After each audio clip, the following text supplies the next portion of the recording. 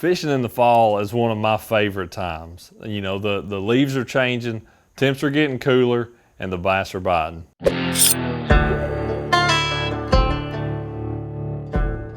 fall can really be kind of a tricky time of year because you've got cool fronts moving through, you've got warming spells, then another front moving through, and that temperature is in a decline, but it may have little peaks and valleys in it. Adjusting to those peaks and valleys is going to be the difference in success and failure for your day on the water. Day in and day out though, for me, top water fishing in the fall is my most favorite way to catch them.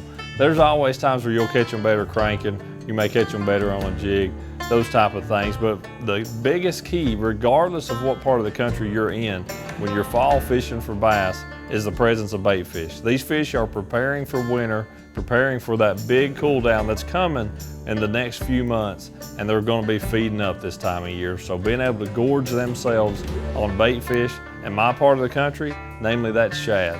Other parts it may be herring, different places it may be perch, but keying in on that primary forage base, that's where those bass are going to be setting up. A lot of the kind of places I like to fish are a little bit different than what you fish most of the year.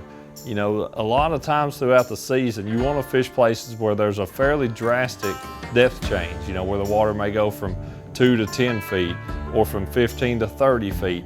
The fall is all about flats. Those feeding flats are where those bass are going to be in the fall. So places where they can push that bait fish up into real shallow water, that's where those bass are going to be.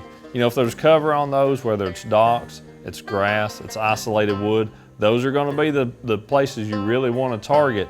But those flat areas on the lake or the river you're fishing, that's where those fish are going to be set up to feed the most. They'll use whatever cover is available to them to ambush those bait fish.